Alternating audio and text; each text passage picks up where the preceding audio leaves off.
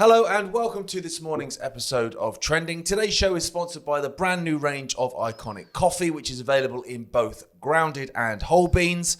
Head over to shop.ickonic.com and use the code TRENDING for 10% off. All proceeds go towards supporting what we're trying to do here with the channel. Jay. How you doing, mate? You all right? I'm all right, mate. I've had a good weekend. Have you? I've had a very good weekend, mate. Very, very good weekend. Not very nice weather, but apart from that, it's been brilliant. It's climate change. It is. Did you not notice the other day, hottest January on record, apparently? We had a joke about it in the office. Some people actually believe that, though, tragically. Yeah. Right, so we're going to look at council tax. We covered it a couple of, I think it was last week, maybe the week before, that we're going to be putting council tax rates up above what is legally allowed. So government breaking the law, nothing will happen. You break the law, you go to jail. 5% they're allowed, and they're some are up to 25. 25% increase in council tax. What are you paying for anyway? And also since then, they've cancelled a big swathe of local council elections, one of which being the Isle of Wight, where we're from, because undoubtedly that announcement on rises would have caused probably a lot of Labour councils to get kicked out. That's what you do in democracy, doesn't it? Yeah. So this is the story. Labour facing revolt as angry voters plot to withhold council tax hike cash. So Angela Rayner's kind of the poster girl of this, that, commoner from the north who's one of the people, just because she speaks a bit northern. She must be one of you. Basically, there's actually a large number of people now saying they're going to cancel, their council tax direct debits. They're going to cancel it. They're not going to pay it. They're going to refuse to take up the increase. One, because some people literally cannot afford to pay that. Others that obviously morally see that as something that's not acceptable, given what you just said, Gaz, about what you're paying for.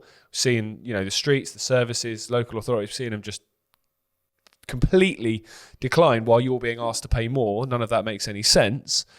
Well, it does if you know what the agenda is, but it doesn't in terms of basic fairness. So this has created a bit of potentially the rumblings of a bit of a poll tax round 2 moment, I think, where people just actually say, no, this is enough. I cannot accept this. I do not accept this. And there's also something that's a lot to be said for the power of having no choice. And if you literally cannot pay that, then not paying it is all of a sudden your only choice. Or not paying it versus paying it but not feeding your children, not having your home, not having a house to pay council tax on because you can't afford to do both. If that's your choice, it's a very easy choice to make. So I see this as a big, big risk for Labour and a big, big opportunity for pushback, for widespread unity among people, because whether you're rich, whether you're poor, whether you're in a prosperous area or an area that's not so great, basic fairness kind of is the same. If you think you're paying too much for something and get nothing back, it doesn't matter if you're rich or poor, you don't agree with that. So hopefully, similar to what happened with poll tax, there's a unity here of resistance against this, because pretty much every council tax or every local authority will have nice areas, will have poorer areas. Derby's a perfect example where we are. There's some nice areas, there's some not so nice areas. If all those people united and said, actually, you know what, we're done, we're not doing this, it's not acceptable, what are the council going to do? Well, the unity is the biggest fear, and we saw that throughout COVID, where people of different backgrounds, different ethnicities, different income brackets all came together and took to the streets and said no and refused mandates, and we saw how that worked out in the end. The government didn't know what to do with themselves. So I see it as obviously a real positive thing, and it's nice to come in on a Monday and start with a positive story. Yep. A lot of people say to us, because we're very vocal about Trump and stuff, is, what's the solution then? What's the solution? Well, the solution has always been ourselves. Always. It's always been ourselves. It's not someone else. Now, by people standing up like this, that's just proving that point. Now, I understand people think protests don't make a difference. They don't care if you're walking around the streets of London on a Saturday when they're not there anyway. And I get that. I get that. I think protests have a place because it creates a unity and stuff amongst the protesters, but I understand people's point. Now, withholding money from the government, that's a very different thing. Now, refusing to pay your council tax is supposedly punishable by 3 years imprisonment if you don't have a good reason for not paying it. Well, I think cancelling elections, therefore you're asking for taxation without representation, that's a pretty good reason to not do it. But I also think that people could go one further. At the end of the day, if you know what your government is spending money on, i.e. to Ukraine for weapons that are going to kill people, then you have a moral obligation to refuse that payment, to refuse that money. And I used this as an example before, where if someone comes up to me and I know they're planning to kill someone, I know that they vocalized it before and they've done it before maybe, and it's pretty obvious, and they want to purchase a gun but they can't afford that gun. Now they ask me for some money. If I give them that money and I know that's what they're going to do with it, I would be getting my collar felt by the law because I am culpable. I have a responsibility, and I would go to prison alongside them. So why then are we expected to pay money to a government that we know is going to be used to kill people? Yeah, essentially makes us accessories after the fact. Exactly. If you know what you're doing, you know what you're giving your money to. I think what's also important is for anyone that's looking into cancelling the direct debit, not paying the council tax, look into the legality of that. Make sure you really understand that before you do it. Don't just cancel it and then when letters start arriving, be shocked and be overwhelmed, because obviously they will start arriving. Similar situation when you cancel your TV license. They're going to start sending you aggressive letters, and it's very important to understand the legality of that, isn't it? Otherwise, it can actually cause you more stress. Yeah, it's important to educate yourself, and that's the beauty of probably the last 5 years. Very few positive things came out of the COVID era, but one of the positive ones was the amount of people that looked into the law, basically, into common law, into free man on the land, and all these kind of things. So there's a lot of resources out there. Yeah, there is. What I see with this, though, and again, people are going to think that I'm obsessed with Trump, and I kind of am a bit at the moment. This is why people are given false idols. Yes, because false idols stop grassroots movements like this. They stop people from going, do you know what? I've been pushed to the brink. I'm going to fight back now. I'm going to take it upon myself. I'm basically the only person to save me. I'm not going to pay that. I'm going to refuse to do this. I'm not going to comply.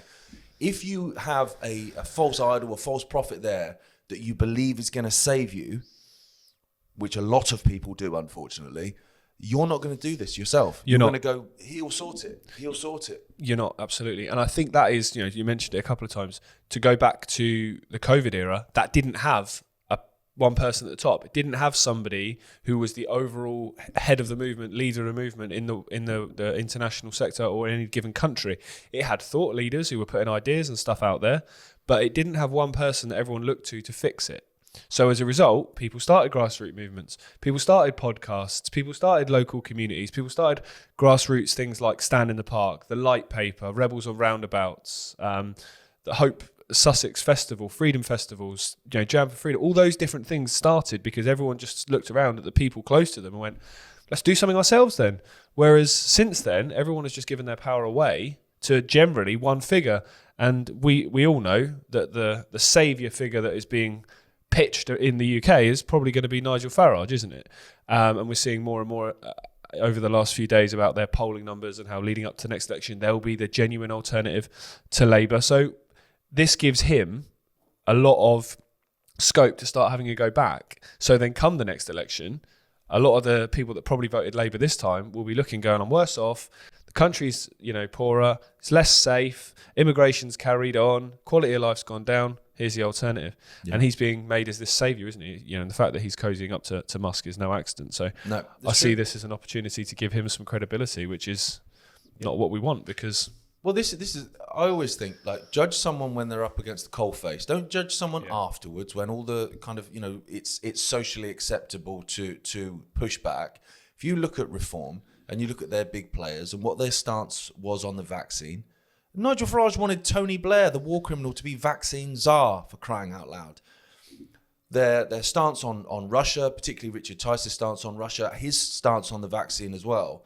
When we were up against it, when we were really trying to fight, tyranny and mandates and all this kind of stuff, he supported NHS mandates, vaccine mandates. Yeah, he did. Richard Tice, openly, on live television. And now suddenly they're the alternative. Yeah. Okay. Yeah, he also could tie into a story we're going to cover a bit later, which is he's in a relationship with Isabel Oakeshott, who was told firsthand about the Midazolam scandal and refused to look into it. So the idea that he doesn't at least know of that and has decided to, one, not look into it or not speak about it if he has looked into it. Again, up against the coalface, where were you? Yeah. Nowhere. Yeah, but we'll come to that Midazolam story at the end today. So this next one I'm going to do, because it relates again to the UK government, to Starmer, but you can apply the hypocrisy to everyone because they're all the same. This is a story in the Daily Mail. The headline is Never Hear Keir. Now, he's known as Never Hear Keir because he is never here. He's gallivanting off all over the world getting his orders. Never hear Keir runs up £700,000 bill for flights in his first 3 months, more than Rishi Sunak, Boris Johnson and Liz Truss used in a similar period combined. Good going. Well done. Well done, Keir. You win the prize.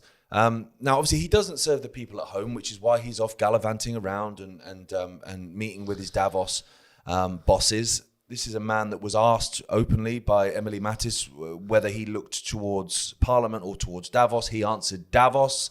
For once, Keir Starmer wasn't lying.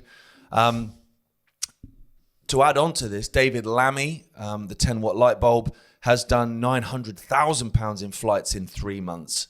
Now, this is at a time where, obviously, we spoke about earlier, all the taxes are going up, the cost of living is going up.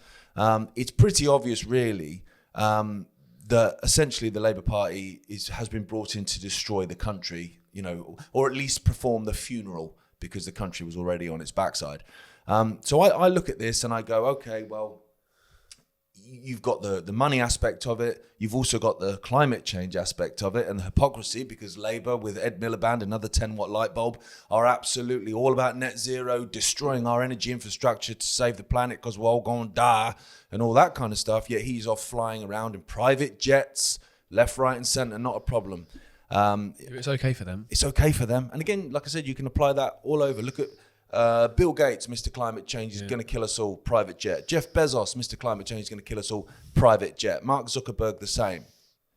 Barack Obama, Al Gore, all of these people, every single one of them. And they all have seafront properties, which all you wouldn't seafront get. properties, yeah.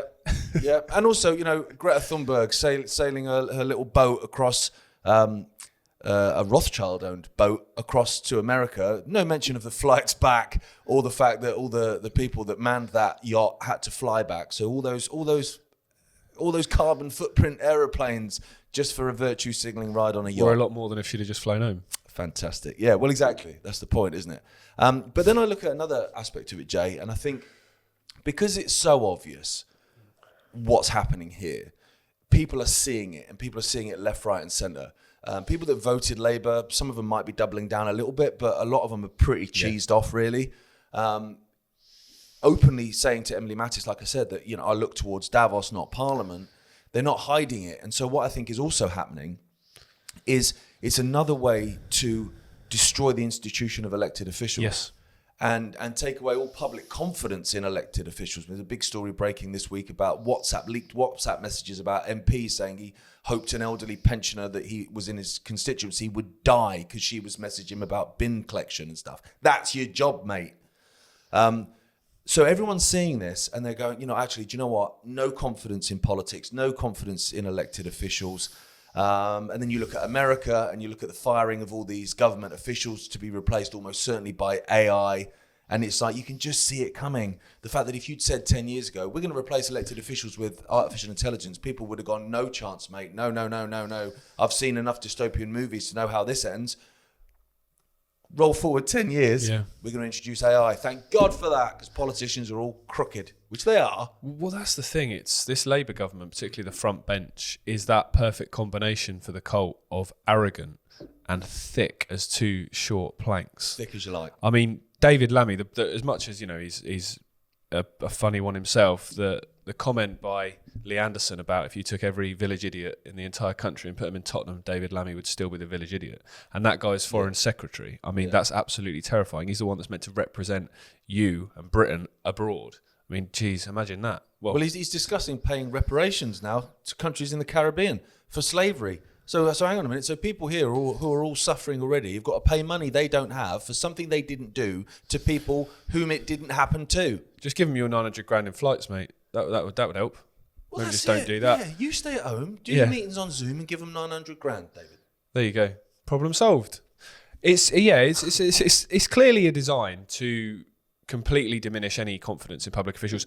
Just in my lifetime, the last 20 odd years, I've seen politics and the trust in politicians and the interest in politics just diminish completely. You've got a kind of a core group of people that are very, very interested in the subject, who all tend to be very strong-willed and have strong opinions. Even if they're misguided, they're quite strong opinions. And then you have the rest that just kind of don't care. And the voting turnouts, with the exception of the EU referendum, the voting turnouts kind of reflect that, even in America as well as here. the number of votes that each party gets compared to the population of the country, like 9 million, I think Labour got of 65. I mean, again, that shows the confidence, the interest. It's just people are disillusioned with it. Yeah. So, and also what's really interesting as well is, you'll probably remember, there was always at least one quite likeable politician who was either a good-looking bloke or a good-looking woman, or had something about them, or was funny, or spoke well, or something. Even if what they did was horrific, they were somewhat likeable in the public eye. Now there's none. When was this?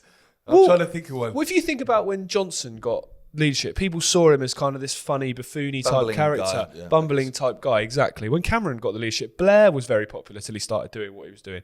Whereas now there's no one that people look at. I mean, Corbyn was likeable. To a degree. For a long time. To a degree. To a lot of people. But even then, you're going back then to 2019, to when you could name a politician that anyone in the street was talking about in any kind of positive light. Now it's either just you look at them and say they're incompetent, they're owned, well, both, or they're just, a dull type of character that's never going to inspire you to do anything. And that's kind of, again, ties into completely disillusioning people with the idea of politics. So bring in elected officials, unelected officials, which is basically what Trump's done with Musk. And there you go. We know that's part of the agenda. Well, if you create an apathy within a nation, that's how you destroy a nation. You take away, one's desire to be patriotic, to have pride in their country, and just you suddenly get to a point where you say, I can't be bothered anymore. It's just ridiculous. Everything's rubbish, isn't it?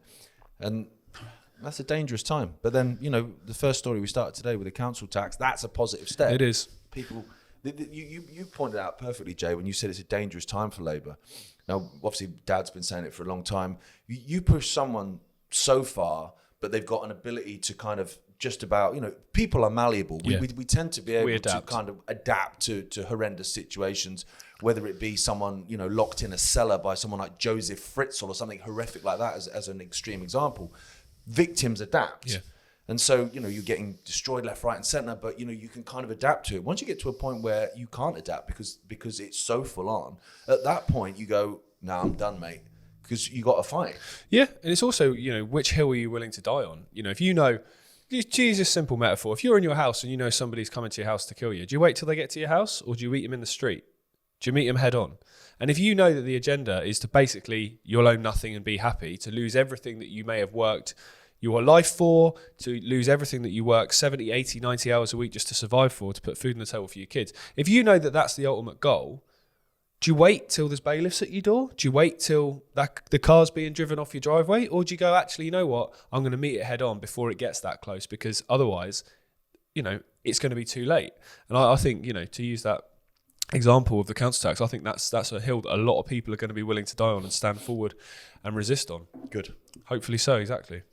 Right, we're going to talk about this South African land law, which is, again, perfect example of not everything is black and white. Because people will look at this and say, okay, there's leaders of the ANC, isn't it, in South Africa that have come out and called for the mass killing of white people, the mass stealing of land of white people, and so on. That's happened. That's absolutely happened. Some of these people are absolutely lunatics, and we're going to hear from one of them just now. We've not called for the killing of white people, at least for now. Okay, so you can listen to that and Lovely go, guy. yeah, lovely guy. You can listen to that and go, okay, absolutely, let's cut off funding. Absolutely, let's cut off support, because that's literally insanity. So, however, it's not as black and white as that. That might be the sales pitch reason for why the US have cut off any aid to South Africa, but there's also another massive elephant in the living room.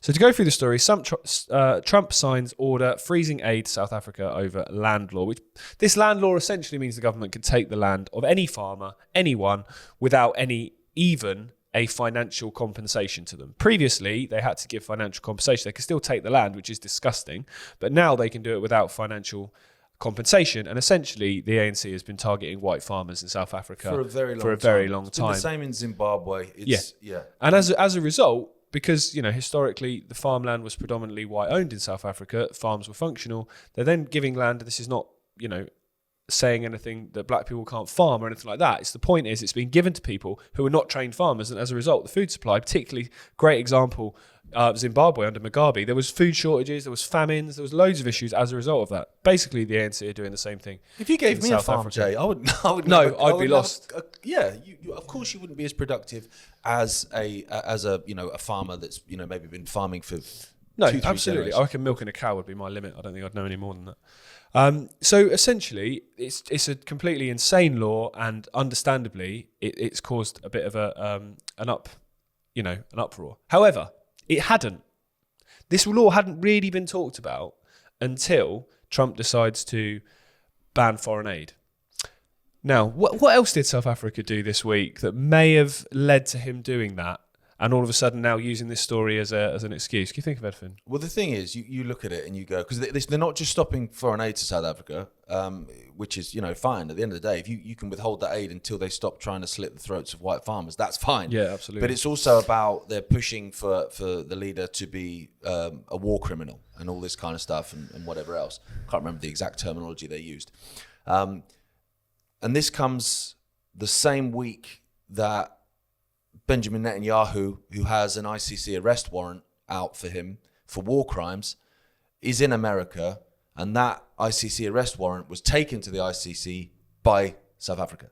It was. They also have not allowed stuff from the occupied territories, goods from the occupied territories for a long time. Yeah. Although the irony is, historically, South Africa and Israel did nuclear tests together, didn't they? They did nuclear weapons tests together. Those nuclear weapens that Israel don't admit they have. No, I think they admit they have them now. I think the secret was so open in the end they stopped bothering. But yeah, so it's a really, really strange one. But clearly, in the same way that we saw in Ireland, them being massively sympathetic towards the Palestinian cause, they get hit with certain things. A similar situation in South Africa. You don't step out of line. And as much as this story to do with the land grab is disgusting, and completely agree that that's an absolutely abhorrent law and should never be allowed to pass, it's definitely being used as the justification to do this, while the real reason is almost certainly that South Africa has stepped out of line in terms of supporting the arrest warrant against Netanyahu for his actions against the Palestinians. I mean, the normalization of anti-white racism has been going on for decades. It's something that, and it isn't just in South Africa. You find it in your own country. Yeah. It's very, very dangerous, and it's something that we should absolutely be concerned about. But you've got a point there that there's an elephant in the room. There's a massive elephant in the room. For sure. Okay, so just a final one. This is a positive thing. I mean, do I trust the justice system in the UK? No, but still. Now going back into 2021, we were talking on the channel. We had created a film about it, but we also had a special of Right Now, which was a show I used to present, where we had people whistleblowing about the use of midazolam, particularly during the first wave of COVID, where basically all these people were put on do not resuscitate orders, and then they were put on end of life care, which included the use of midazolam, which is an end of life drug. It was actually used on death row in America till it was considered to be too inhumane, but it's fine for for Doris to have it. So this formal inquest into Midazolam murders, it starts on Thursday this week in the UK. Now they've already had pre-hearings, and the hope is that basically, I think there's five separate cases being brought, where basically the state used midazolam to euthanize people during that first wave. And obviously, once those 5 cases go through, you hope that it sets a precedent. Hopefully it's a domino effect. Yeah. A real domino effect, because even when we did the show on midazolam, I think we had 8 guests. After that, the comments, the emails I was getting, I was getting messages from people that I knew from back on the Isle of Wight. They're going, mate, I'm pretty sure my nan was on midazolam. Yeah. The use of it is insane. Matt Hancock, who was then health secretary, he went to France to procure like a shed load of this midazolam drug. They used a 2-year supply of midazolam in 9 months. But not only did they use a 2-year supply of midazolam in 9 months, that was the additional stuff they got from France. Yeah, so they'd already used their own supply. Presumably Britain it wasn't in a situation that it had none of its own. So it was an enormous amount of this end-of-life drug that was used to euthanize, I would say, tens of thousands of people. You mentioned Isabel Oakeshott. Yeah. This is an interesting thing, you see, because there were leaked WhatsApp messages that, well, it wasn't even leaked, was it? Matt Hancock gave them to Isabel Oakeshott. So Isabel Oakeshott is the partner of Richard Tice, who's the leader of the Reform Party, or founder of the Reform Party, former leader. And she was writing a piece for the Express, I think, the Daily Express in the UK. So Matt Hancock... she wrote his book. She wrote his memoirs That about was it. COVID. She wrote the memoirs. And then she sold the story to the Telegraph, it was. Was it the Telegraphs? So I've got all of that wrong. So Matt Hancock gives all these WhatsApp messages to Isabel Oakeshott. Ones that like where he's saying, is it time to deploy the new variant? Saying things like, we need to scare the pants off of the public. You know, stuff that's really damning. Yep. Right. Now, that then gets exposed in the Telegraph and, you know, nothing happens to him because it never does. Whereas other people like Jackie Devoy, like ourselves, were saying, well, hang on a minute, where's the Midazolam? Where's the mentions of the Midazolam? So Isabel Oakeshott comes out, she poo-poos the idea of Midazolam completely. It's farcical, it's ludicrous. And then she says, I saw nothing in those WhatsApp messages that mentioned anything to do with Midazolam or you know, anything else. Within 48 hours, she tweeted again saying, he refused to give me the WhatsApp messages between the beginning of March and the beginning of April 2020. What was in those messages? I reckon it might have been Midazolam, Isabel. That was the first wave. That was the first wave. Exact point that was being used. Yeah, she's a journalist who turned around and said that I will never believe that. I refuse to ever believe that. So what if you'll put evidence? What if evidence put in front of you that proves it irrefutably? You're still going to refuse to ever believe that? I mean, absolutely embarrassing. And again, like you said, what's actually happened? Hancock went in the jungle. He's had a big payoff. He's now, okay, his political career's over, but I'm sure he's not worrying about the gas bills like everybody else. No, he would have. And what's happened to him? So he would have sold a shed load of books, Who would have wanted to read Boris that? Johnson would. Oh no idea. I have no desire to read that guy's book. But still, it's a positive end to today's trending in the sense that, you know, formal inquests are happening. Things are happening about this. And even if it just gets people talking about it and asking the question and then, you know, going to your GP and saying, can I have the medical records for my mum, for my gran, for my sister, for whatever? Because actually you will find a hell of a lot of the time you will find the word Midazolam there.